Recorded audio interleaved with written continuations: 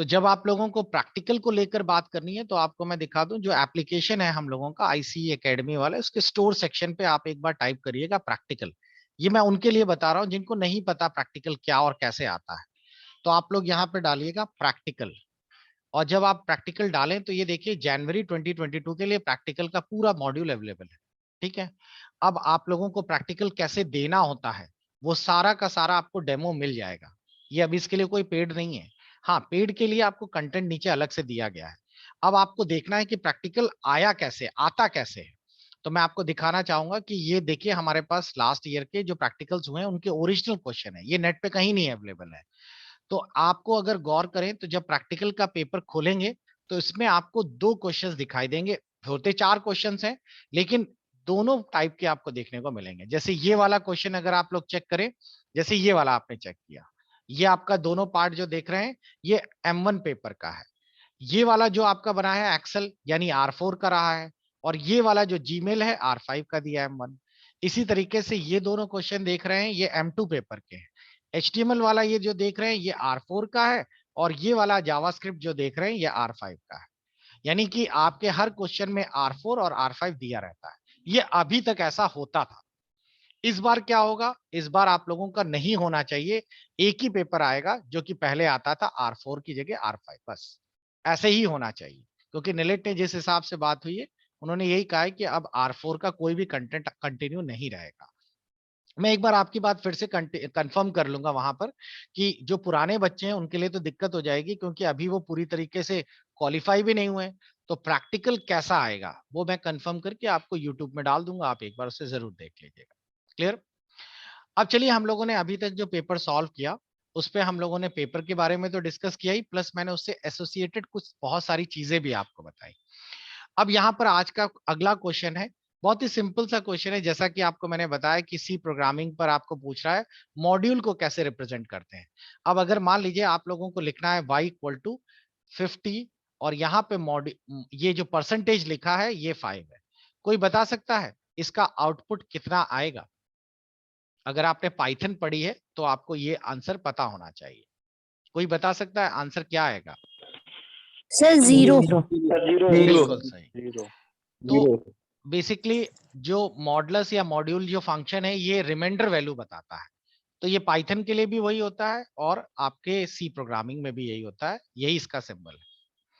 अगला क्वेश्चन है, to easy interface add on modules with Arduino we can use. Arduino में add on कैसे किया जाता है? एड ऑन का मतलब समझिए बच्चों, ये होता क्या है। आप लोगों ने अभी तक देखा, मैंने जो आपको बोर्ड बताया वो आप लोगों का Arduino बोर्ड था, Arduino Uno। और इस बोर्ड को अगर मैं आपको गूगल पे दिखाऊं, आप लोगों ने देखा भी, ये कुछ इस तरीके से पूरा दिखता है Arduino Uno बोर्ड। ठीक है, मैं आपको यहाँ लिख भी देता हूँ Uno। लेकिन इससे बहुत सारी चीजें नहीं होती हैं। ये तो सिंपल सा एक बोर्ड है, आपको Amazon वगैरह सब जगह मिल जाएगा, आप इसे लगा के कॉन्फ़िगर कर सकते हैं।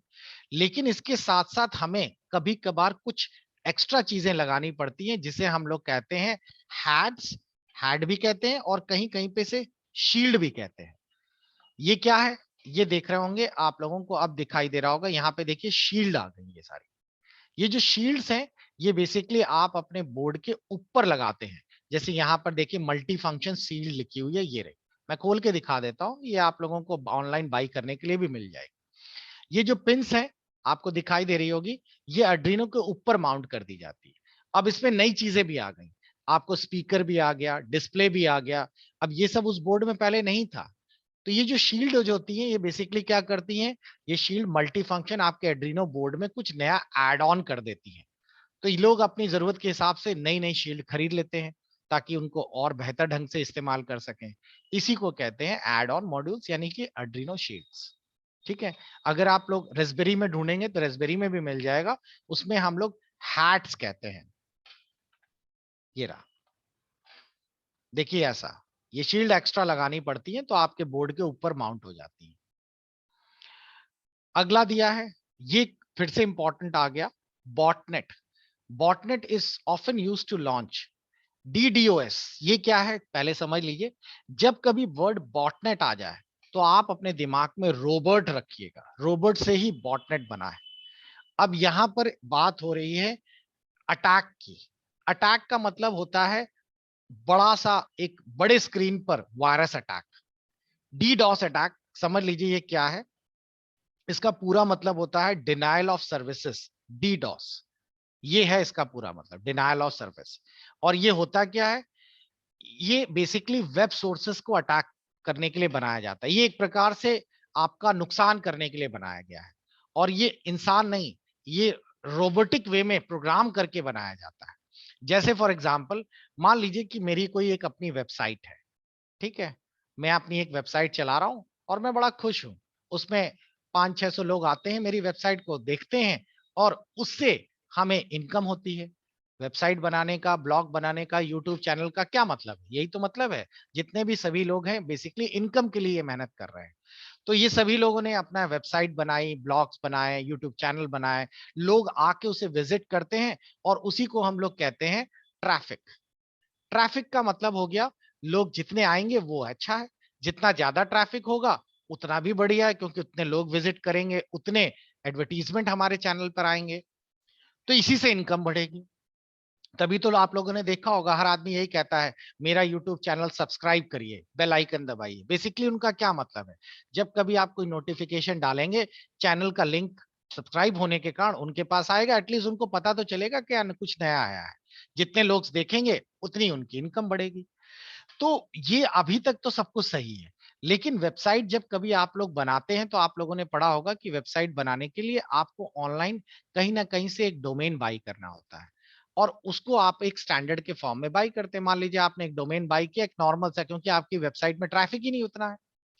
अब आपके वेबसाइट सब कुछ अच्छी चल रही है, लेकिन कोई आदमी आपसे जलता है, ह्यूमन टेंडेंसी, जलता है भाई। वो क्या करेगा, वो चाहता है कि ये वेबसाइट बंद हो जाए। ठीक है, आप लोगों ने देखा होगा आजकल कितनी सारी वेबसाइट चल रही हैं जिसमें कि रिजल्ट्स के बारे में, जॉब के बारे में आती हैं साइट्स, अब कुछ बहुत ज्यादा फेमस हो गई हैं। तो उसके लिए किसी आदमी ने दिमाग लगाया और उसने एक अटैक कराया, distributed denial of services attack. ये बेसिकली करता क्या है ये अटैक, ये आपके इस वेबसाइट पे जहां 100-200 लोगों का, 1000 लोगों का ट्रैफिक आता था, अचानक 1 लाख 2 लाख लोगों का ट्रैफिक अचानक आ जाएगा। अब इतना ज्यादा मल्टीपल रिक्वेस्ट आ गई कि आपकी वेबसाइट जिस सर्वर में थी वो सर्वर ही क्रैश कर गया, अब वेबसाइट ही बंद हो गई। यही होता है आपका अटैक। क्लियर हुआ? और ये इंसान नहीं करते, प्रोग्रामिंग वे में इस तरह को एम करके बनाई जाती है, बॉटनेट अटैक कहते हैं। अगला एक वर्ड आता है आईओटी, तो वो तो आपको पता ही है, इंटरनेट ऑफ थिंग्स। इसी में आ गया IIoT, industrial internet of things. Industrial internet of things का मतलब, नॉर्मल जो इंटरनेट ऑफ थिंग्स है, ये बेसिकली वो डिवाइसेस है, वो तकनीक है जिससे हम अपने काम को आसान कर लेते हैं। एक सिंपल सा वर्ड है, लोग कहते हैं कि हमें आईओटी का मतलब ही नहीं समझ आ रहा कि ये इंटरनेट ऑफ थिंग्स क्या है। इसको समझना बहुत आसान है। आपके पास एक छोटा सा एयर कंडीशन है, एसी है, जिससे आप लोग घर में ठंडी ठंडी हवा लेते हैं, ठीक। अब ये एसी को आपको ऑन ऑफ करने के लिए आपके पास एक बकायदा स्विच है, उसी स्विच से आप लोग उसे ऑन और ऑफ करते हैं। लेकिन ये तो नॉर्मल एसी की बात हो, अगर मैं इसको आईओटी बना दूं, आईओटी कैसे बनाऊंगा, मैंने इसी एसी में एक छोटा सा डिवाइस लगाया है, वही एड्रीनो या कोई और पीको वगैरह, और यहां पर मैंने एक इस एड्रीनो डिवाइस को वाईफाई से कनेक्ट कर रखा है, और इसके ये स्विच को मैंने यहीं से, वो जो सर्किट यहां से जाता था वो सर्किट मैंने यहां से जोड़ रखा है, और एक मोबाइल एप्लीकेशन बना दी अपने फोन में।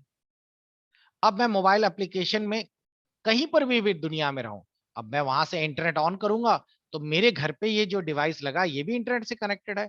मैं अपना एसी यहां से क्लिक करूंगा और ऑटोमेटिकली आपका एसी ऑन हो जाएगा। हम कहेंगे हमने इंटरनेट ऑफ थिंग्स से इसको कनेक्ट कर लिया है। तो कोई भी डिवाइसेस, उसे नेटवर्किंग में लाना, इंटरनेट से जोड़ना, ताकि उसे रिमोटली कंट्रोल किया जा सके, इसी को कहते हैं इंटरनेट ऑफ थिंग्स। क्लियर? इसी को बनाने की ही पूरी प्रक्रिया पढ़ाई जा रही है। इंडस्ट्रियल इंटरनेट ऑफ थिंग्स, जाहिर है कि ये इंडस्ट्री से जुड़ा हुआ है, बड़े स्केल में काम करता है, मेडिकल जैसे है। अब मेडिकल है, इंफ्रास्ट्रक्चर है, बड़ी बड़ी कार फैक्ट्रीज हैं, इन सब में छोटे छोटे डिवाइसेस थोड़ी हैं, इंडस्ट्रियल वे में इंटरनेट ऑफ थिंग्स काम करती है। अगला है default method in Arduino program. ये अभी जब भी मैंने आपको अर्डिनो प्रोग्राम्स के बारे में बताया था, उसी से जुड़ा हुआ है। लाइए इसको थोड़ा और एक्सप्लेन कर दें, ये बहुत बढ़िया टॉपिक है। तो हम लोग बात कर रहे हैं आईओटी पे, और आईओटी की अब जो आपको पीडीएफ देखनी है वो पीडीएफ ये वाली है।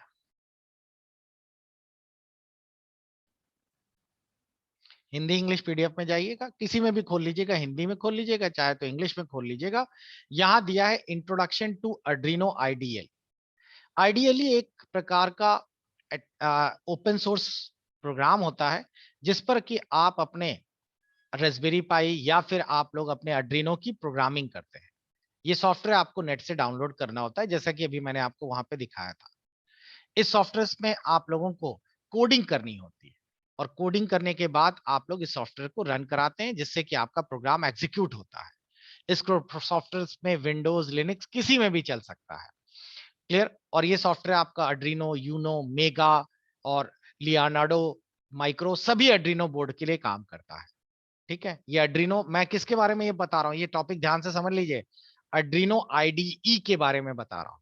ठीक है, आगे इसमें हर तरह के माइक्रोबोर्ड जो प्रोसेसर्स होते हैं उनके कोड्स पहले से इनबिल्ड होते हैं, और इस प्रोग्राम की मेन स्क्रीन को कहते हैं स्केच। क्लियर। अब स्केच को आप लोग ये C language, C plus plus language, Python सभी को कंपैटिबल रखता है। इसे डाउनलोड करने के लिए अर्डिनो की जो मेन साइट है उसे खोलिए और उसे डाउनलोड कर लीजिए, और ये देखिए ये स्केच आपके स्क्रीन पर खुलकर आ गया। यही है वो सॉफ्टवेयर। इसमें ऊपर मेनूज दिए गए हैं, यहाँ पर आप लोगों को अपलोड करने की फाइल्स दी गई है। ये सीरियल मॉनिटर, सीरियल मॉनिटर भी समझ लीजिए क्या होता है। जैसे मैंने आपसे कहा कि आप लोगों को एक प्रोग्राम बनाना है स्मोक सेंसर का। ठीक है, स्मोक सेंसर के, स्मोक का सेंसर का मतलब हो गया कि आप लोगों ने एक स्मोक डिवाइस लगाया, और जैसे ही धुआं आया उसने तुरंत आपको सिग्नल देने शुरू कर दिए। लेकिन हम लोगों को ये सब बनाने के लिए स्मोक सेंसर खरीदना पड़ेगा। मैं दिखाता हूं आप लोगों को कैसा होता है। पहले एड्रीनो खरीदिए, स्मोक सेंसर खरीदिए, ये सब आपको मिल जाएंगे अमेजोन पे, सब अवेलेबल है। देखिए ये रहा स्मोक सेंसर। तो स्मोक सेंसर आपने रखा, और जैसे ही इसके पास में आग आग लगाई, खट से आउटपुट देने लगता है, सिग्नल देने लगता है। अब आपके पास ये सब नहीं है, तो उसके लिए क्या करेंगे, आप ये सीरियल मॉनिटर को यूज कर सकते हैं। जैसे ही आप सीरियल मॉनिटर बटन दबाएंगे, एक छोटा सा मॉनिटर विंडो ऑन हो जाएगी, और आपको जो स्मोक सेंसर का आउटपुट है, जो प्रोग्राम का आउटपुट है, वो यहाँ पे लैंग्वेज के फॉर्म में यानी कि कोड के फॉर्म में दिखने लगे। ठीक है, तो ये सीरियल मॉनिटर के बेसिकली आउटपुट देखने के लिए इस्तेमाल किया जाता है, और कुछ नहीं। अगर आपके पास एक्चुअल सेंसर है तो आप वैसे ही चल जाएगा। तो ये स्केच हमने ओपन किया। स्केच में दो पार्ट आपको दिख ही रहे हैं। मैंने आपको पहले ही बताया था सेटअप, इसका मतलब है कि यहाँ पर आप लोगों को कौन कौन से पिन नंबर क्या है वो सारे आप लोग डालेंगे कि कहाँ आउटपुट आए, कहाँ इनपुट आए। और लूप में आपका मेन प्रोग्राम होगा जो लगातार रोटेट होता रहेगा, वही जैसे अभी मैंने आपको एलईडी ऑन ऑफ करने वाला बताया था। क्लियर हो गया। उसके बाद जब प्रोग्राम पूरा रन हो, मतलब लिख देते हैं हम लोग, तो यहाँ से वेरीफाई करते हैं, जो कंपाइल करना कहलाता है। और जब वो रन भी हो गया, यहाँ कंपाइल भी हो गया, सब कुछ सही है, तो फिर प्रोग्राम को हम लोग अपलोड कर देते हैं। लेकिन इसको करने के पहले हम लोगों को क्या करना होता है, अपना जो डिवाइस है अर्डिनो, तो अर्डिनो हम लोगों को यूएसबी केबल से कनेक्ट कर देना होता है। और जैसे ही अपलोड कर देंगे, यहाँ मैसेज आ जाता है कि अपलोड हो गया, और फिर हम लोग उसे रन करा देते हैं, आउटपुट आना शुरू हो जाता है। ये सारा काम आपको इस बोर्ड पे करना होता है। क्लियर। ये तो बात हो गई आपकी इसकी। तो ये मेनू बार है, फाइल के अंदर क्या क्या होता है, ये सारी चीजें हैं। अब इसी में ये छोटी मोटी सेटिंग्स हैं, ये सब आपसे कुछ नहीं पूछा जाएगा। मैंने आपको जो मेन मेन बता दिया वही है सारा। अब यहाँ मैंने अभी अभी बताया, वेरीफाई करने के लिए, अपलोड करने के लिए, अगर आप सेव करना चाहें सेव कर लीजिए प्रोग्राम, ओपन करना चाहे पुराना प्रोग्राम ओपन कर लीजिए। नॉर्मल से बटन से, इसमें कुछ खास नहीं है। सीरियल मॉनिटर क्या होता है, मैंने अभी अभी आपको बता दिया कि एक पॉपअप विंडो खुल के आएगी, जिससे कि आप लोग अपना आउटपुट देख पाएंगे कि कैसा आ रहा है। ठीक है। एक बच्चों ये थोड़ा सा लाइन है, इसको थोड़ा सा ध्यान रखिएगा, ये मैं अभी आगे भी बात करूंगा। We need to select the bound rate of a Arduino board in right now. The Arduino Uno bound rate is 9600। ये वर्ड याद रखिएगा, अभी मैं आपको बताऊंगा बाउंड रेट क्या होता है। तो Arduino Uno का बाउंड रेट 9600 होता है। बस इतना भी याद रखिए, बाकी फिर हम लोग डिस्कस करेंगे। ठीक है। तो ये देखिए, ये जो स्क्रीन पर आपको दिख रहा है छोटा सा पॉपअप विंडो आ गई, यही सीरियल मॉनिटर की विंडो है जिसमें आपको आउटपुट दिखने लगेगा। तो ये तो बात होगी Arduino की। मैंने आपको बताया कि आपको पूरे प्रोग्रामिंग इसी पर इस तरीके से टाइप करनी होती है सी लैंग्वेज में। एक वर्ड और आता है Arduino में, और वो वर्ड होता है लाइब्रेरीज। लाइब्रेरीज क्या होती हैं? Libraries are very useful for adding extra functionality to the Arduino module. There is a list of library you can be add by clicking on the sketch button in the menu bar. अब आपके Adreno में आप programming तो कर ही रहे हैं, छोटी मोटी जितनी भी आप लोगों ने सीख रहे हैं, आपके उसमें 8-9 प्रैक्टिकल्स हैं वो भी किए, लेकिन आपको कभी कभार ऐसी भी प्रोग्रामिंग की जरूरत पड़ती है जो बहुत बड़ी है। तो इन्होंने क्या कर रखा है, कुछ लाइब्रेरीज पहले से बनी बनाई इनबिल्ट डाल रखी है, जैसे सेंसर, फेस डिटेक्शन, ठीक है, ये सब के प्रोग्राम पहले से बने हुए हैं, आपको उनको दोबारा बनाने की जरूरत नहीं है। अब जैसे ब्लूटूथ कनेक्ट करना, ब्लूटूथ डिवाइस कनेक्ट करना है, तो उसके लिए प्रोग्राम बनाने की जरूरत नहीं है। आप स्केच के अंदर इंक्लूड लाइब्रेरी पे जाके बस क्लिक कर दीजिए, वो एक फाइल ऐड हो जाएगी। इससे क्या होगा, ब्लूटूथ की प्रोग्रामिंग हमें पूरी नहीं करनी पड़ेगी। ये पहले से इनबिल्ड लाइब्रेरीज हैं जिसका हम लोग इस्तेमाल करते हैं। अच्छा है, ठीक है। इसमें इनपुट आउटपुट कमांड मैंने अभी भी बताया कि अगर आपको कोई डेटा रीड करना है या बाहर से मिल रहा है तो डिजिटल रीड लिखते हैं, और अगर आपको आउटपुट देना है तो डिजिटल राइट कमांड का इस्तेमाल किया जाता है। क्लियर? इसमें यह भी ध्यान रखना कि कैपिटल स्मॉल भी है, ऐसा नहीं कि आपने यहाँ देख लिया कि हाँ मैंने डब्ल्यू स्मॉल लिख रखा है, ये ना, ये बकायदा लिखा हुआ है, ऐसे ही लिखिएगा क्योंकि ये केस सेंसिटिव होता है। आप इसका इस्तेमाल कई तरीके से कर पाएंगे क्योंकि ये कॉमन आईडीएलई सेल है जिसमें कई बोर्ड लगते हैं। तो जब भी आप एड्रीनो स्टार्ट करने की कोशिश करें तो टूल्स के अंदर जाएं और अपना सही एड्रीनो पहले यहां से टिक कर लें। अगर आप सही एड्रीनो टिक करेंगे, क्योंकि आपको मैंने बताया था ना ये कॉमन प्रोग्राम कई एड्रीनो के लिए काम करता है। देखिए इसमें कितने सारे एड्रीनो डिवाइसेस आपको दिख रहा है, तो हमारा वाला ये वाला है, यूनो वाला, और तभी आप अपना प्रोग्राम लिखना शुरू करें तो ये एड्रीनो का काम शुरू कर देगा। क्लियर हो गया? बस और कुछ खास नहीं है इसमें। तो ये मैंने एड्रीनो के बारे में आपको सारा का सारा बता दिया कि ये क्या काम करता है। क्लियर? तो ये एड्रीनो आइडियली शेल के बारे में, तो यही टॉपिक था आपका यहाँ पर, और वो ये था कि आपके दो कौन कौन से प्रोग्राम, तो मैंने बताया था सेटअप और लूप्स जिनमें हम लोग अपना प्रोग्राम करते हैं। अगला है कम्युनिकेशन माध्यम सबसे फास्ट किस में होता है? जाहिर है आप लोग जानते ही होंगे, ऑप्टिकल फाइबर्स में कम्युनिकेशन सबसे फास्ट होता है बाकी किस कंपेरेटिव किसी भी जगह से। ऑप्टिकल फाइबर्स में फास्ट होने का कारण है, मान लीजिए कि ये आपके ऑप्टिकल फाइबर है, तो इसकी जो अंदर की सतह होती है ये ग्लास जैसी होती है, रिफ्लेक्टिव होती है। तो जब कभी कोई रे यहाँ पर आती है इस तरीके से, तो ये रे जो है सेम एंगल पे यहां से रिफ्लेक्ट होती है ऐसे, ठीक है। आपने जिस एंगल पे आएगी उसी एंगल पे रिफ्लेक्ट होगी, और फिर ये इस एंगल पे, तो इसमें लॉस नहीं होता कहीं। अब इसका बेनिफिट एक और होता है कि आप एक साथ मल्टी सिग्नल सेंड कर सकते हैं। देखिए मैंने अलग अलग कलर से दिखा दिया कि हम एक बार में दो दो सिग्नल सेंड कर रहे हैं, और दो नहीं है, आप हजारों लाखों सिग्नल्स एक साथ सेंड करते हैं। तभी आप देखिए जो आजकल, अब जैसे आप लोग देख रहे होंगे रिलायंस जियो जो चल रहा है वो फाइबर ऑप्टिक्स पर बेस्ड है, यही तो है आपका फाइबर ऑप्टिक्स। तभी तो उसकी नेट की स्पीड, कितने सारे एप्स, सब कुछ तो आप चला रहे हैं। तो ये ऑप्टिकल फाइबर्स के बारे में। तो बच्चों आज मैंने आपको एक पार्ट क्लास का खत्म करा दिया। अभी बहुत सारी चीजें हैं, हम लोग इन क्लासेस को अब रोज रात में 8 बजे आपको शुरू करेंगे। आपको वहीं पे लिंक आएगा आपके ऐप के अंदर, और अब अभी तो ओपन क्लास थी तो आज मैंने डेमो के लिए सभी को दे दी है, आप सभी लोग इस क्लास को एक्सेस कर पा रहे हैं। नेक्स्ट डे से आपको वही लोग क्लास को एक्सेस कर पाएंगे जिनके बाई या फिर जिन्होंने पेड कंटेंट लिया हुआ है। लास्ट में जाते हुए कुछ बच्चों से पहले फीडबैक चाहूंगा कि बच्चों आप लोग अपने अपने स्पीकर्स ऑन करके मेरे को बताएं कि आपको आज की क्लास में कुछ बेनिफिट है, कुछ समझ आ रहा है, आपको क्या लगा, क्लास कैसी है, कोई भी बता सकता है, कोई भी। Hello sir. हाँ, पहले फीडबैक दीजिए आप लोग और फिर मैं आपके सवालों के जवाब दूंगा। आपको क्या ये क्लासेस में कुछ बेनिफिट आ रहा है, समझ आ रहा है आप लोगों को? यस सर, आ रहा है। यस सर समझ आ रहा है। Hello sir. एक मिनट, सर आ रहा है, ठीक, सर आ रहा, समझ में आ रहा सर। ओके। तो मेरे को फीडबैक ठीक है, पॉजिटिव मिला। और दूसरी चीज है कि आप लोगों को इन क्लासेस का बेनिफिट ये भी मिलेगा कि जो क्लासेस आप पढ़ रहे हैं, इन क्लासेस के बाद आप गेस्ट पेपर देखेंगे तो आपको वो और अच्छे से समझ आएगा, बिकॉज गेस्ट पेपर को भी मैं काफी कुछ कवर करता चल रहा हूँ इसमें। क्लियर? अब मैं कुछ क्वेश्चंस ले लेता हूं बच्चों के, जो हाथ रेस करके हैं। संजय यादव, बताइए संजय आपका क्या सवाल है, आपके स्पीकर ऑन करें। सर आज का जो क्लास था सर, मैंने मतलब कि ज्यादा नहीं 15 मिनट अटेंड किया है लास्ट का अभी। तो सर मैं बोल रहा हूँ कि सर अभी जो आपने एक्सप्लेन किया है सर, जरा पीडीएफ में करके भेज देंगे तो अच्छा रहेगा वो सर। सब कुछ मैं आज ऑलरेडी थोड़ा लेट पीडीएफ किया। में, वीडियो में सब है।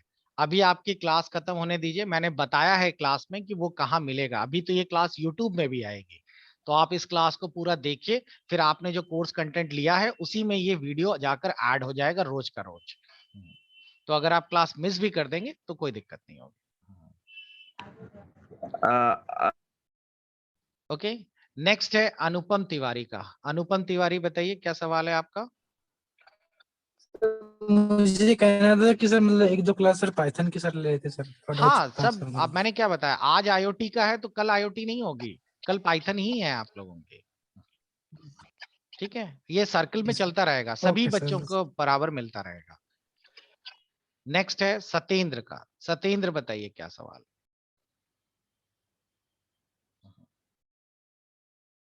अमन, अमन अपना स्पीकर ऑन कर सकते हैं।